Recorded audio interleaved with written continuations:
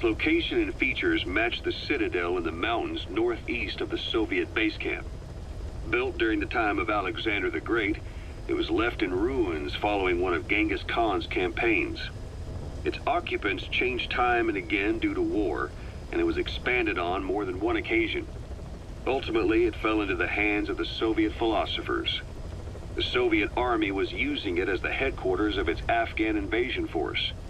But it would seem that Skullface's connections with the philosophers gave him license to develop Sahelanthropus there. And that's what Emmerich was doing at the place, before he got the axe. But OKB is a designation the Soviets use for weapon design bureaus. There's no way they'd have one of those in Afghanistan. And in principle, the numbers that follow OKB are always integers above 1. There is no 0. Perhaps this was a secret facility of the Soviet and Chinese philosophers dating back prior to World War II. Though it's more likely Skullface just picked a fake name that more or less fit the Soviets' pattern. He doesn't go there often, but he sure as hell won't miss this. They use the heliport on top of the tower for his visits. Start by heading for the heliport. Then wait for your chance to make contact with Skullface. It seems Sahelanthropus's armor is made from depleted uranium. That offers some serious protection. The US military is planning on using it for its main battle tanks, too. Maybe that's where Emmerich got the technology. Uranium? They're using nuclear fuel for armor now? No. What they use for nuclear fuel is uranium-235, which is extracted from natural uranium. Depleted uranium is a byproduct of that process. Sort of like the leftovers, I guess. The garbage. Uranium-235 makes up 0.72% of natural uranium, whereas depleted uranium contains only 0.2%. What are the benefits of using it for armor? It's a pretty short list. Uranium's a heavy metal, like lead, meaning it can hold a greater amount of kinetic energy. But it also boasts a hardness closer to tungsten. That makes it an ideal material to use for, say, armor-piercing ammunition penetrators. But it's not the best choice for armor. Its volume is less than that of ceramics, but for an equal weight, you could end up with less protection. So why use it then? According to Emmerich, it came down to him being unable to source ceramics technology from a manufacturer. Plus, given that it's an upright walking vehicle, he wanted to reduce the bulk of certain areas. Despite all that, depleted uranium still makes for some tough armor, and Emmerich says it's been proven in live fire tests. It stops most Soviet tank shells. Emmerich didn't go with depleted uranium for Sahelanthropus's armor because of its strength. He had nukes in mind. Exactly.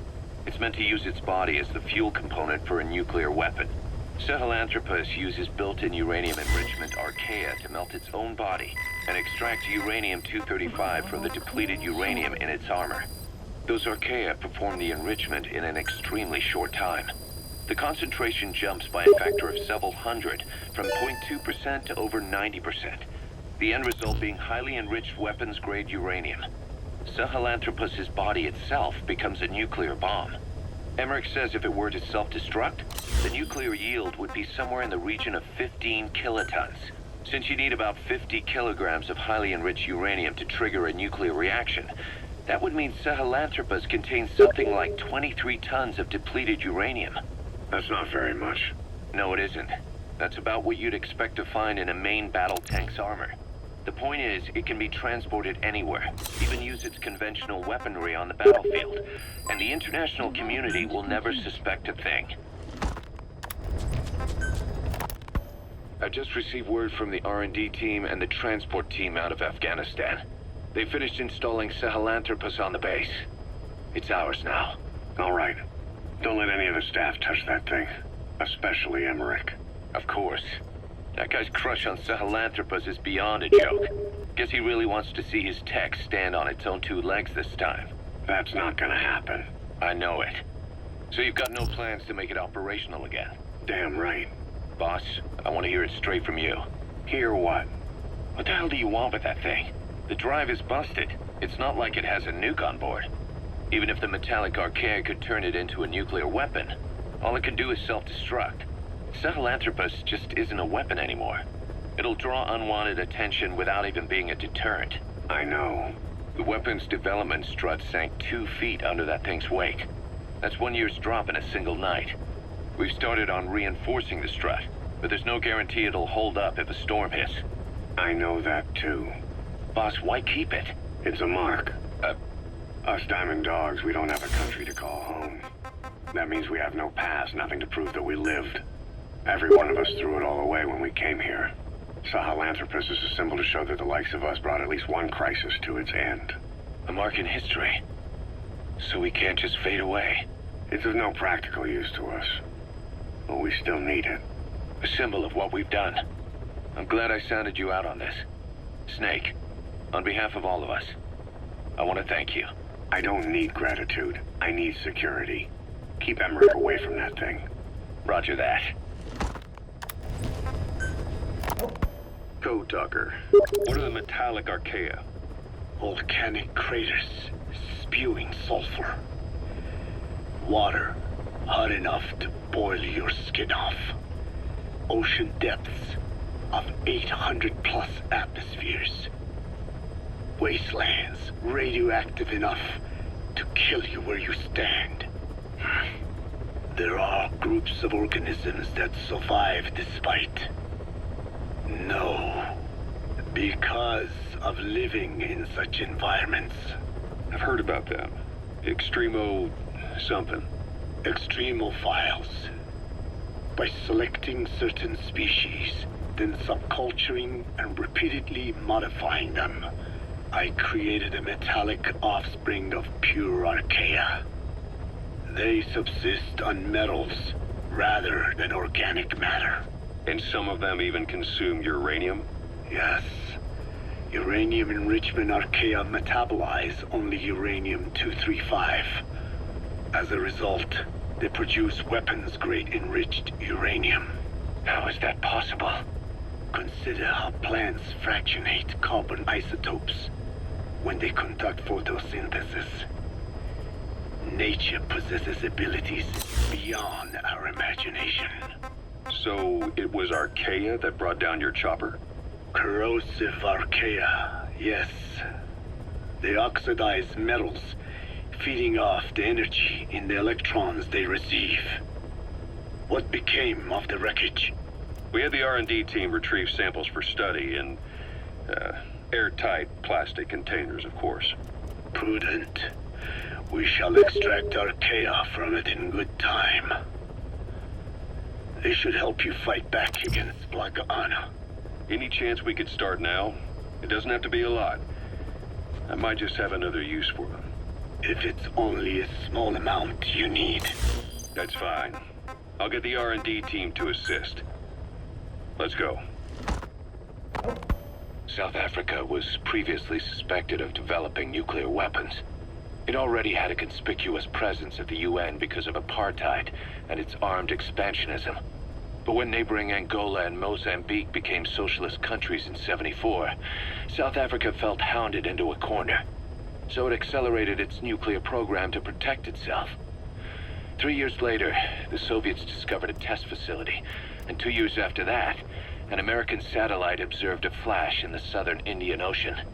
It said this was South Africa conducting a nuclear test with the help of a certain ally.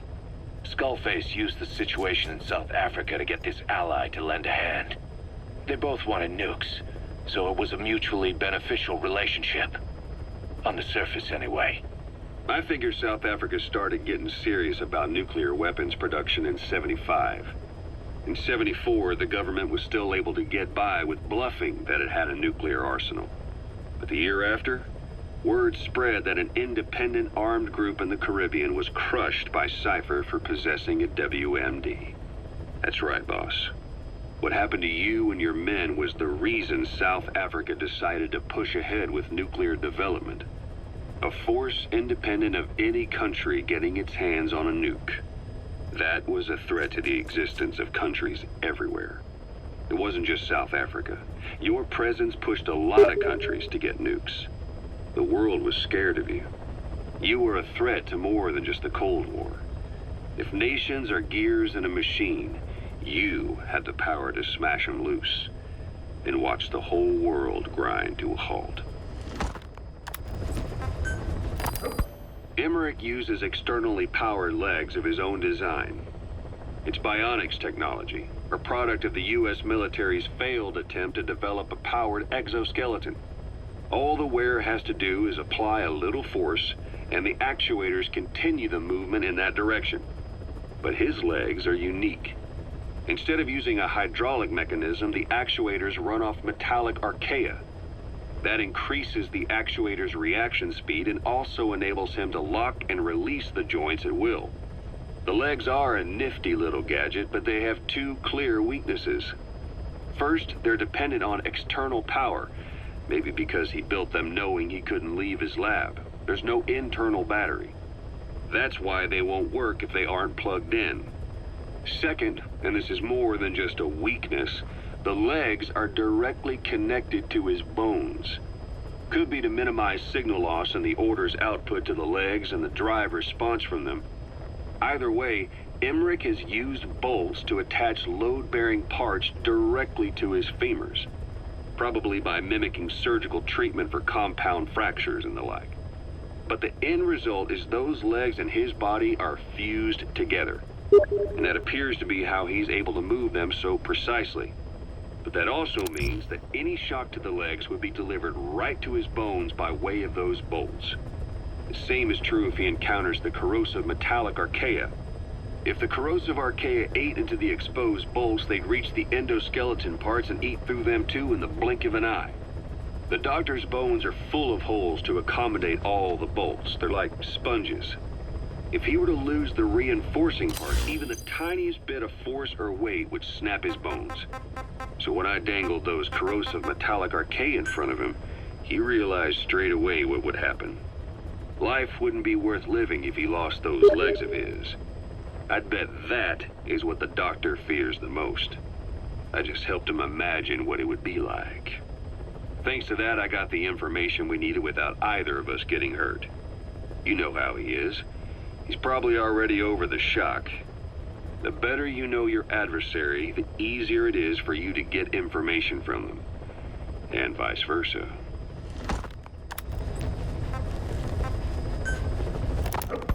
You said that the nuke Skullface was trying to spread around the world were equipped with a failsafe.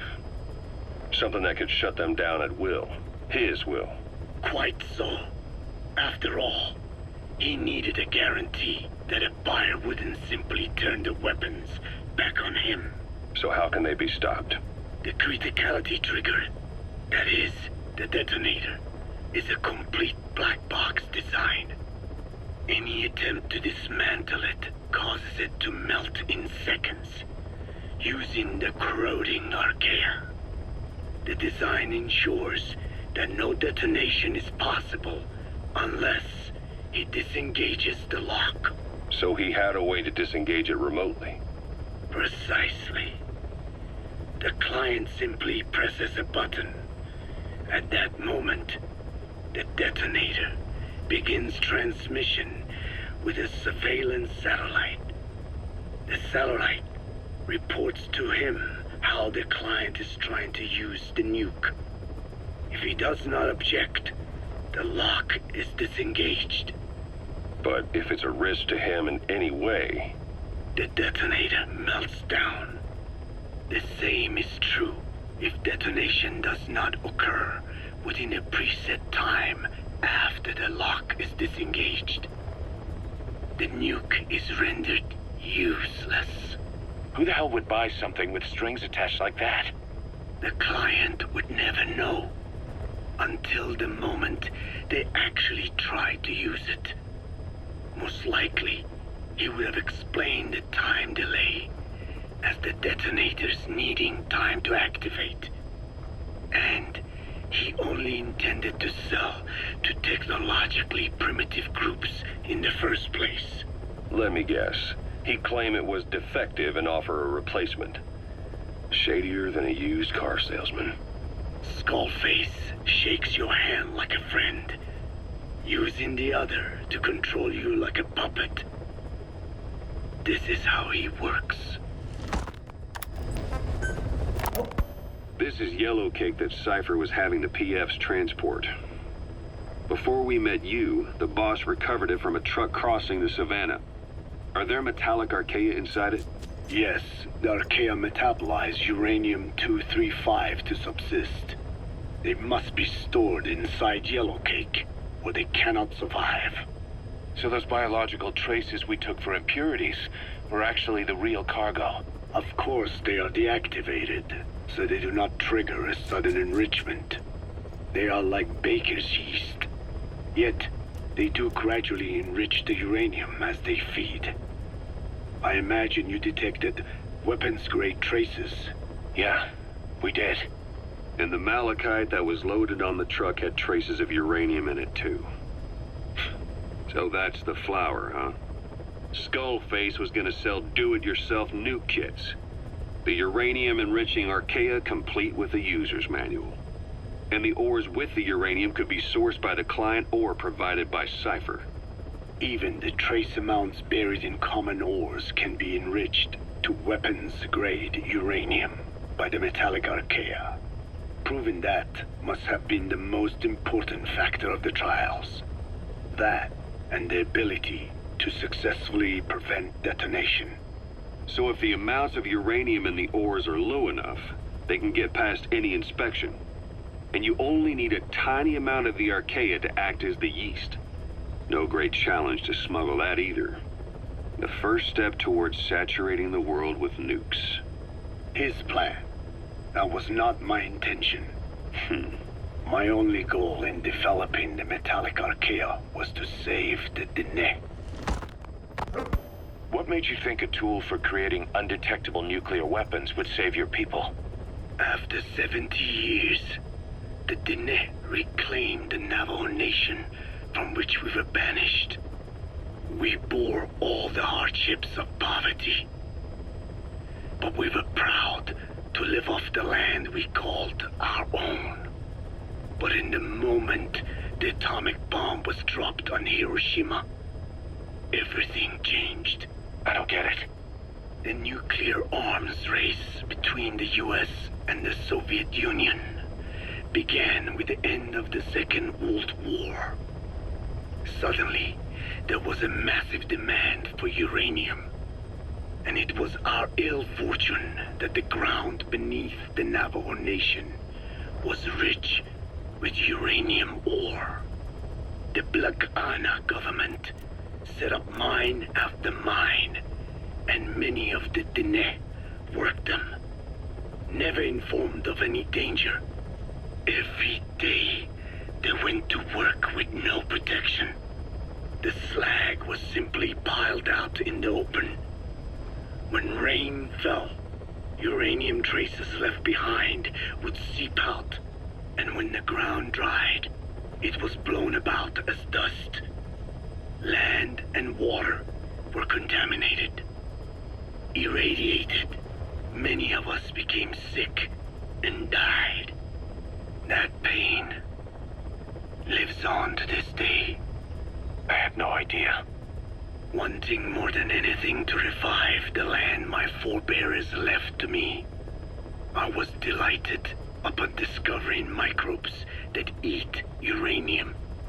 If they could be domesticated, I believed we could rid our land of uranium. Were you successful? No.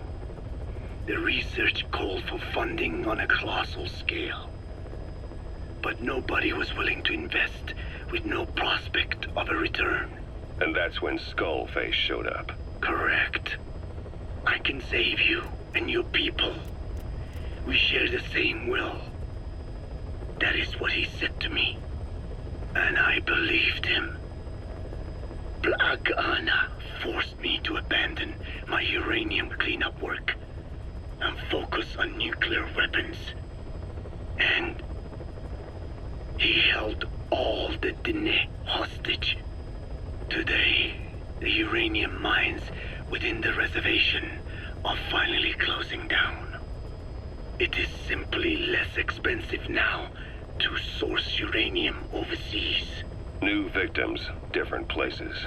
But uranium is a tactical resource.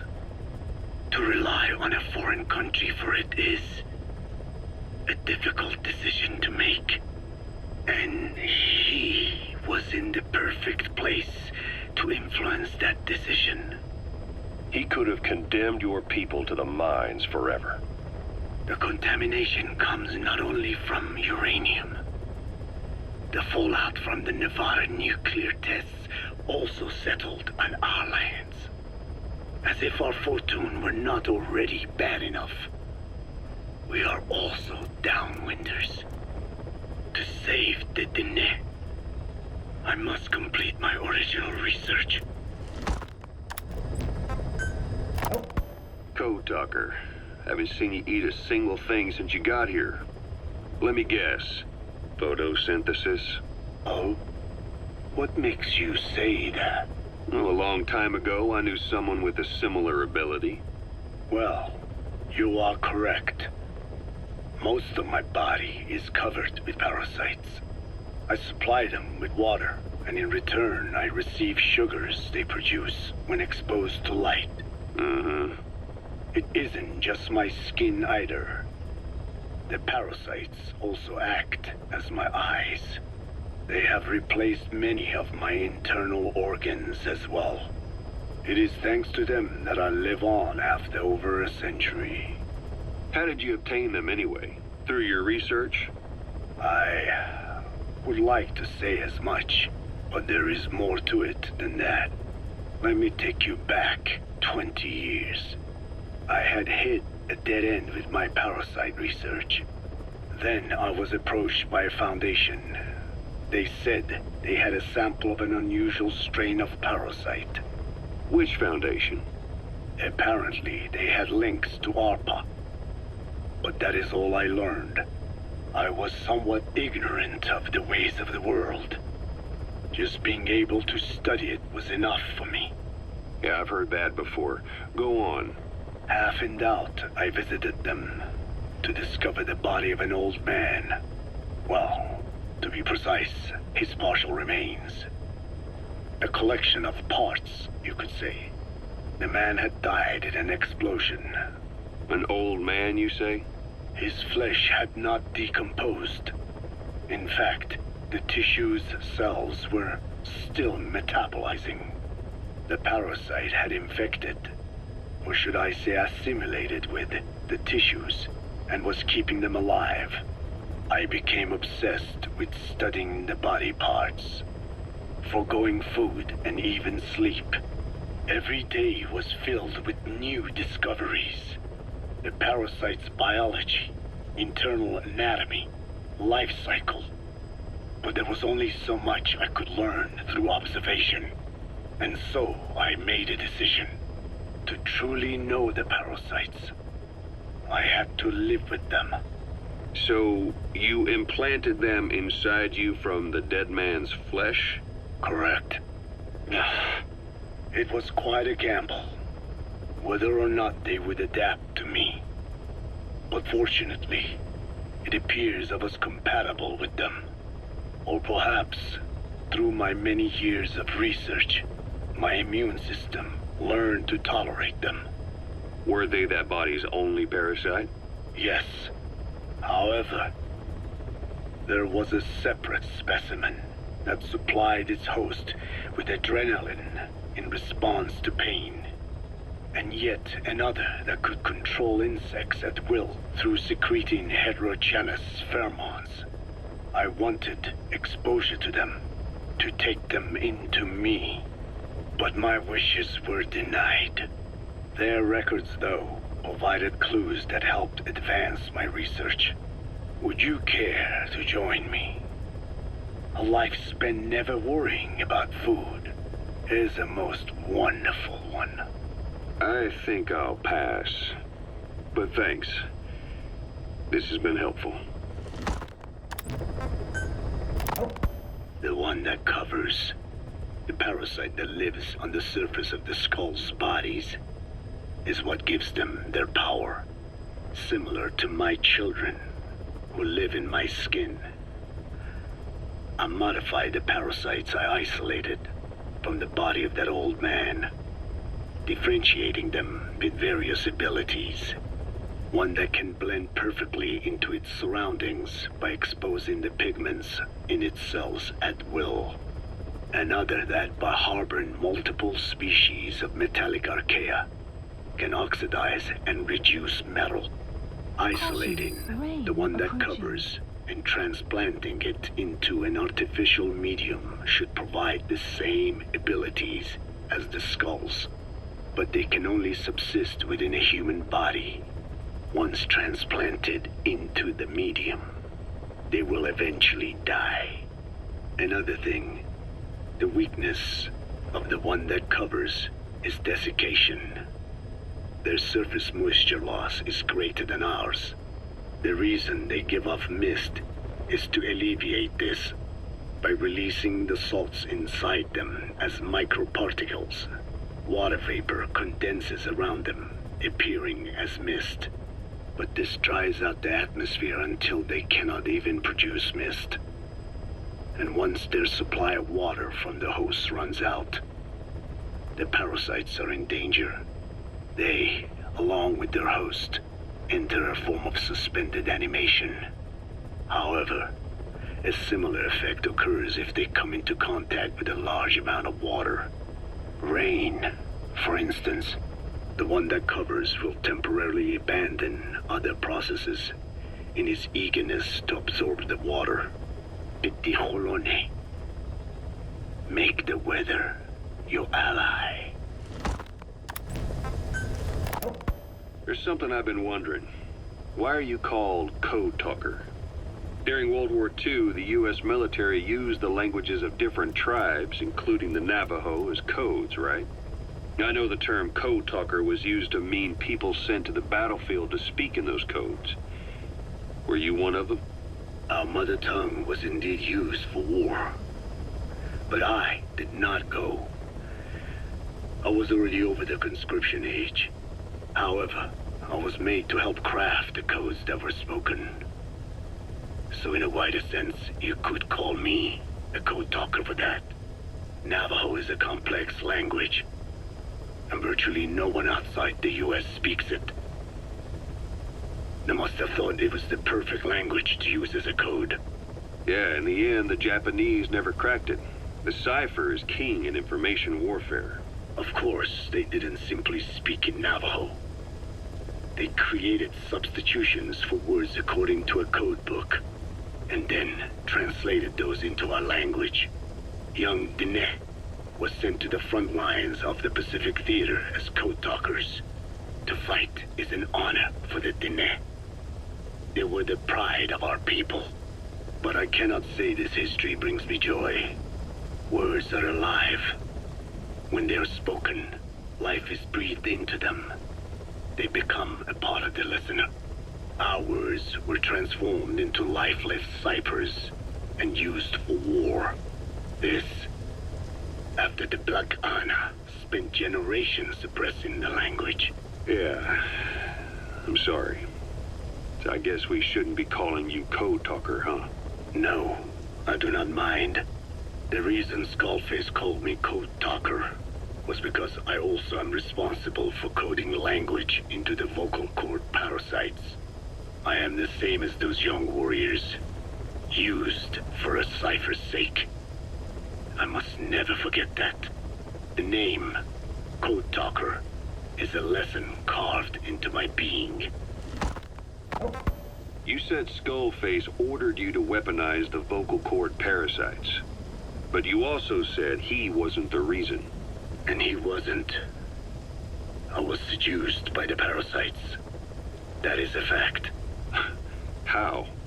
You mean from your curiosity as a scientist? That I cannot deny. But there is more to it. The story goes back to the 19th century, to my earliest memory. One day, a man from the government visited our Hogan, our home. I cried as he yanked me from my mother's arms and took me away to an Indian boarding school. From that day forward, I became George. This was the name my teacher gave me.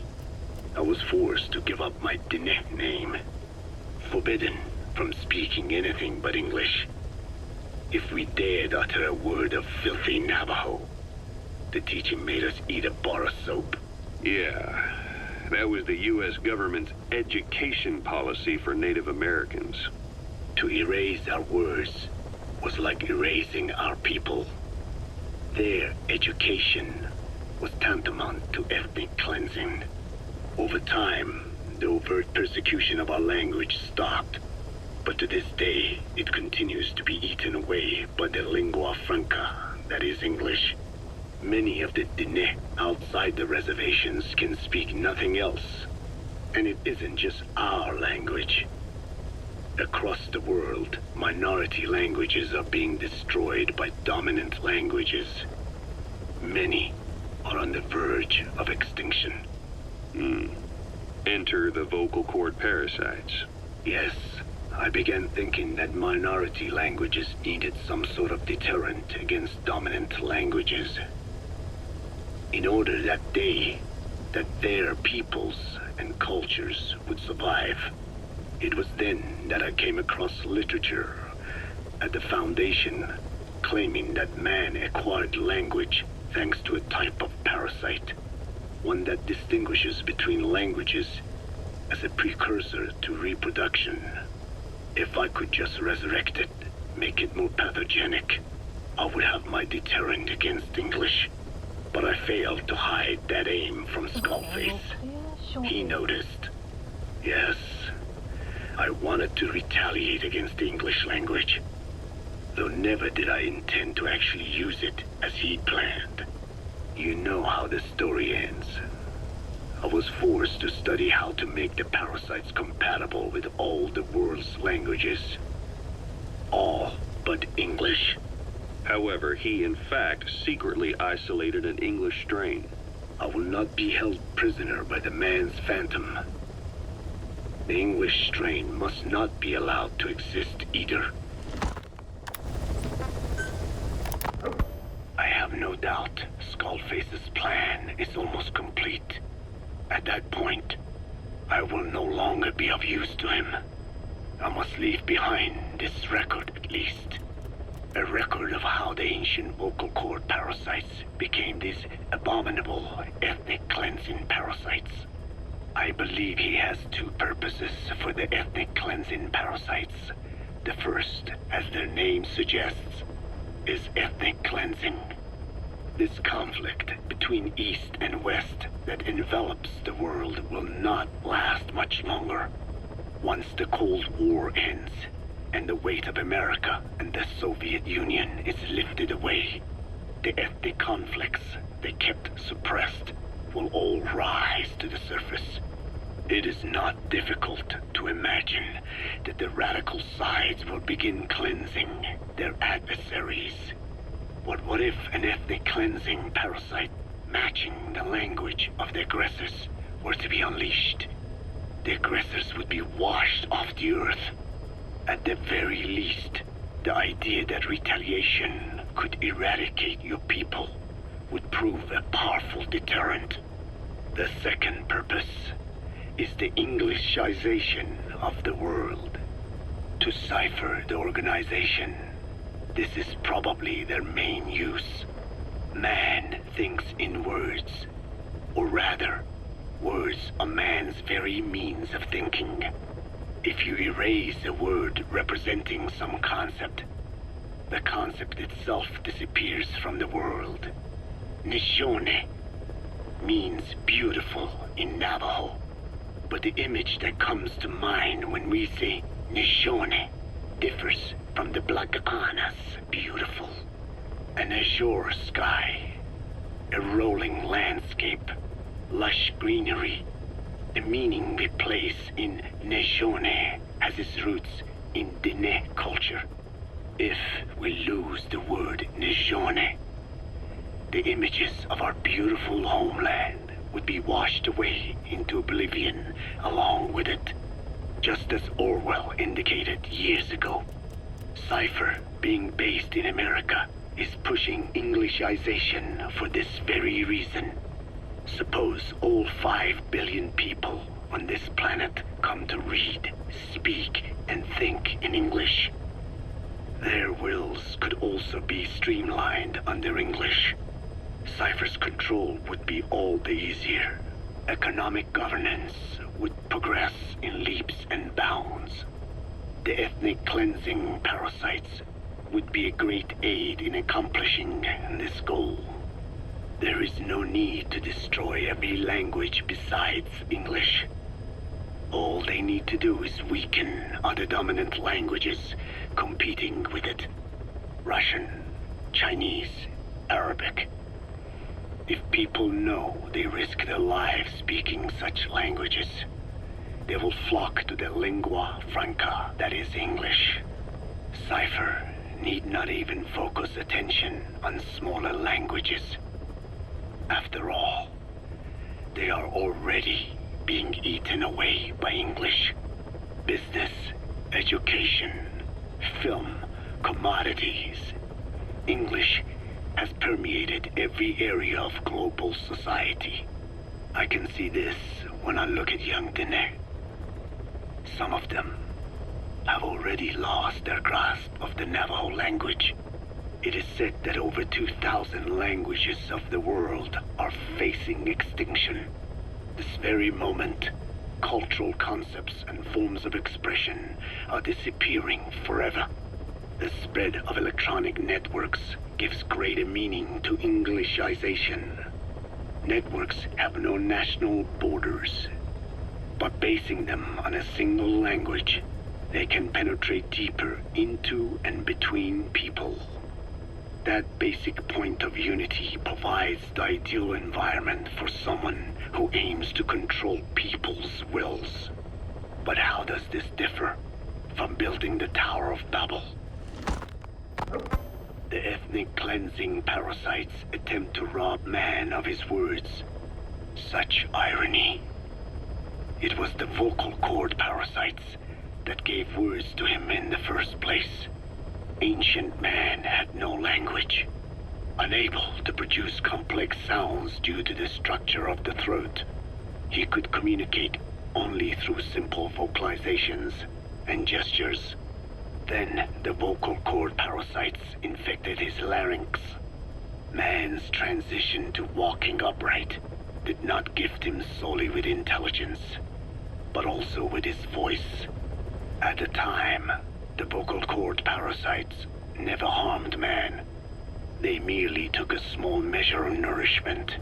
In fact, you could call it a symbiotic relationship.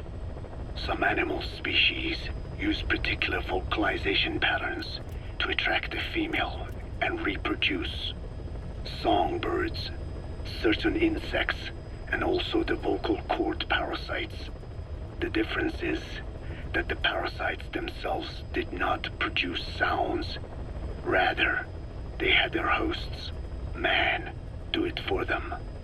Once secure on the human host vocal cords, a male vocal cord parasite caused the host to produce a certain sound pattern, something like a warble of a bird. Meanwhile, females parasitizing other host pharynxes need only wait. Upon hearing the sound pattern of an attractive mate, they would manipulate their hosts into making contact with the person it came from.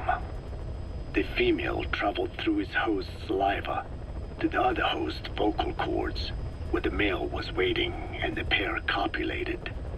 We can only imagine how the female manipulated his host, but it was probably through smell. Smells traveled directly to the limbic system via the olfactory cilia in the nasal cavity. Volatile compounds released by the female would stimulate the limbic system, which controls instincts, making the host feel amorous. This kind of sexual selection naturally led to competition between the male parasites. Males that had their hosts produce sounds perceived by females as more attractive succeeded in copulating and producing offspring. Evolutionary traits caused by sexual selection are curious. The peacock's feathers, the mannequin's dance, the firefly's luminescence pattern. Even with courtship behaviors that are not advantageous to survival, Those individuals that excel in them produce offspring, and it escalates with each generation. The same was true of the vocal cord parasites. Courtship vocalization rhythms and intonations became more sophisticated, and in order for man to produce such sounds, they had to alter his vocal organs. By lowering the position of the larynx and developing resonating chambers, they enabled more complex pronunciations. But that was not all. The vocal cord parasites activated a transcription factor that would later control man's language ability. A protein that, due to its appearance, is called forkhead box protein P2, or FOXP2. Activating this transcription factor led to the development of brain function capable of creating sophisticated frequency changes. This was the pinnacle of the vocal cord parasite's prosperity. However, this sophisticated pronunciation control was too useful for man to ignore. Once human sexual activity ceased to be only seasonal, and having lost pigment-based sexual characteristics, distinctive vocalizations became the most effective means for humans to attract mates as well. Combined with logic pathways hardwired into the brain, or universal grammar, it was not long before advanced communication was possible. This was the birth of language. Luckily for man, it was around this time that a particular retrovirus was circulating. While not lethal, it infected not only man, but the vocal cord parasites as well. It is presumed that this virus removed part of the parasite's DNA and reverse transcribed it into man's reproductive cells. It was a vector. Among the genes it transcribed were the ones responsible for the production of language. The vocal cord parasite's vocalization genes were written into the human genome. The parasites were no longer of any use to man now. Man could use his voice as he pleased, when he pleased, hindering the parasite's courtship vocalizations. Having lost their opportunity to reproduce, the parasites died out, leaving behind only the transcribed genes. The vocal cord parasites were once in symbiosis with man. Its genes even became a part of his. Humans and parasites are extremely close. As such, it will be extremely difficult for man's immune system to eliminate the vocal cord parasites. Even cutting them out will be no simple matter, which is exactly why these ethnic cleansing parasites are such a formidable weapon. The rise of the vocal cord parasites goes back approximately 300 million years to the Permian period. At that time, they were not even parasites, but predatory autotrophs. They are believed to have been the common ancestor to the Pentastomida and the Cyclops genus of copepods. However, Earth's environment underwent a violent change at the end of the Permian period. The cause is unclear, but evidence suggests that over 90% of the Earth's organisms at that time died out. The most pronounced threat to the proto-parasites was the severe reduction in oxygen concentration. The result was cladogenesis, a splitting that gave birth to a new strain that could parasitize other organisms' respiratory apparatus. This survival tactic helped lower their oxygen consumption, and inhabiting the throat kept them securely in contact with inhaled air. The best survivors were those that parasitized the reptiles that flourished at the time. Entering the Triassic period, the reptiles evolved into dinosaurs, and the proto-parasites shared in their success. Dinosaurs developed respiratory organs called air sacs to adapt to the low oxygen environment. These in particular helped the proto-parasites thrive. But another trial awaited them. The end of the Triassic period saw another drastic change in the Earth's environment. For most parasites, the male and female take the same host. Many are, in fact, hermaphrodites.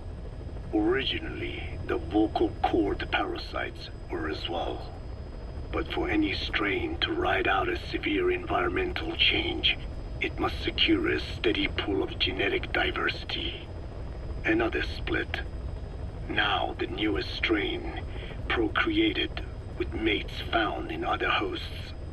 And in order to increase its encounters with those mates, the new strain utilized the voice of its host. They came to inhabit the host's vocal cords. This truly was the birth of the vocal cord parasite. The parasites developed the host's pharynx to form resonating chambers and used them to produce sophisticated mating calls. The relatively upright posture of the dinosaurs was important in this, because the crooked L-shaped pharynx was more suited to the development of resonating chambers. These developments ushered in a time of great prosperity for the parasites. But for the third time, the parasites had a major hurdle to overcome. The meteorite impact at the end of the Cretaceous period, which spelled the end of the dinosaurs. With their hosts extinct, the vocal cord parasites had no option but to find a new habitat. Birds. As genetic successors to the dinosaurs, with functioning air sac apparatus already in place, birds were the perfect choice. But the parasites could not survive in birds that flew at high altitudes with thinner air. So they parasitized ground-dwelling birds and altered their respiratory system for the sake of reproduction. They gave the birds the means to produce sophisticated sounds. The syrinx responsible for chirping. This is the proof that points to activation of FOXP2 in songbirds as well as humans. The Cenozoic era began with a rise in oxygen concentration, which helped mammals to evolve and increase in size. The parasites then shifted to humans as a more effective host. Humans' bipedal upright walking meant that our throats could support larger resonating chambers. At first, vocal cord parasites entered humans using birds as their intermediate host. But eventually they changed to conducting their entire life cycle within human hosts. What happened next is as I have already described. People took the vocalizing prowess given them by the parasites and made it language. And once the parasites could no longer use it as their mating call, they died out. Or in other words, the parasites overcame all evolutionary hurdles except humanity. Skullface shared his opinion on this matter. He said the Ethnic Cleansers Project was sure to succeed. After all, the parasites had a grudge against us humans. To think we awoke them after such a long slumber, just so they could sate their thirst for vengeance. It is terrible, unforgivable, and yet, it is what I have done. I learned of the vocal cord parasite's existence in literature belonging to the Foundation. It was little more than a theory. The question was, why does only Homo sapiens among all primates have highly developed language? Human versus everything else. The missing link between these was the mystery that gave rise to this theory. I was fascinated by the idea of their existence. In the Dene creation myth, the Neo Dene, who first inhabited the world, were insect-like creatures. I came to imagine that those insect-like creatures could be humans living in symbiosis with the vocal cord parasites. But I had not the faintest idea of how I could resurrect them. That is when Skullface came to me. What he offered me was not just assistance with my metallic archaea research. He told me the vocal cord parasites really existed. And not only did they exist, they had already been brought back to life in the modern age. An ancient human cadaver, host to the parasites of the time. Cypher excavated such a cadaver from a permafrost region and isolated the DNA coding of the vocal cord parasites. Naturally, they were long dead and could not be brought back. But there was an alternate vessel they could use. A relative species of the Pentastomida discovered in China. It had adapted to live in the nasal cavity of animal hosts. But its genetic sequence showed signs of common ancestry with the vocal cord parasites. Ontogenesis, a path of an organism to maturity, is like a roadmap of the phylogenetic evolution of the entire strain. Cypher used this to effect a reverse evolution of the modern parasite and resurrect the vocal cord parasites. They interposed a developmental mechanism to the ontogenetic stage analogous to when the relative species first appeared. The point at which it split from the vocal cord parasites, forcing its evolution down the other path, the vocal cord parasite path. The larvae this produced by the vocal cord parasites, reborn. I do not know in detail how Cypher accomplished this, but clearly they have access to high-level genetic technologies. Skullface said it was the work of a genius woman scientist, and that the relative species in question was first discovered by a group once called the Philosophers. I was tasked with modifying the resurrected parasites. He charged me with 2 demands.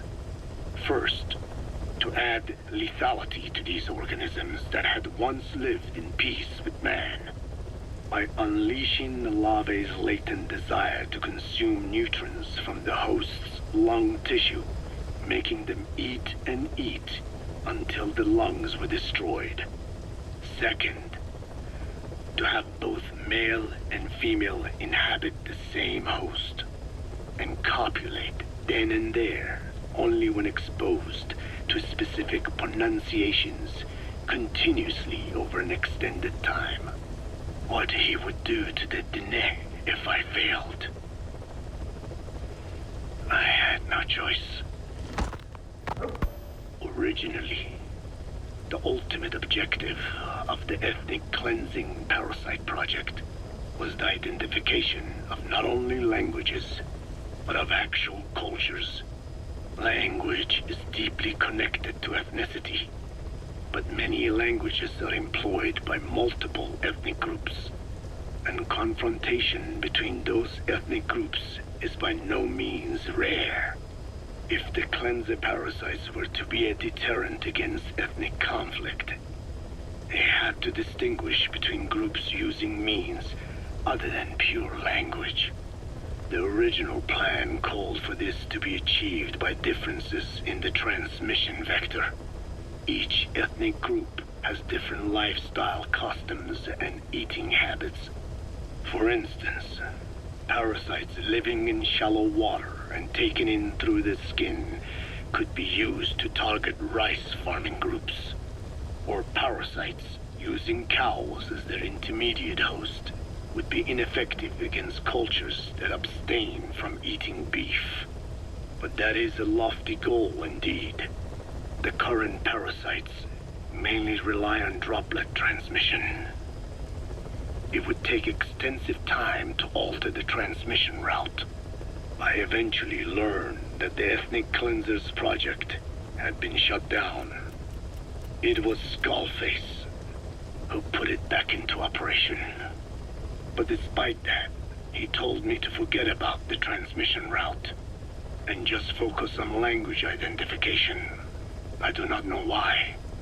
I understand that the Chinese philosophers who discovered the relative species of parasite originally planned to develop a phonogrammic Alexia parasite. The left temporal parietal region is home to the part of the brain that identifies the phonetic symbols of the English language. They wished to create a strain that would parasitize that region and suppress its literacy functions. The brain area responsible for identifying the logographs of Chinese, meanwhile, is in the left middle frontal gyrus, meaning that even if native speakers of Chinese were infected with the parasite, their literacy would be unaffected. Old and new, east and west, there is no limit to the delusions of those in power. But this delusion threatens to become a reality. I have to do something to stop this. There must be something I can do.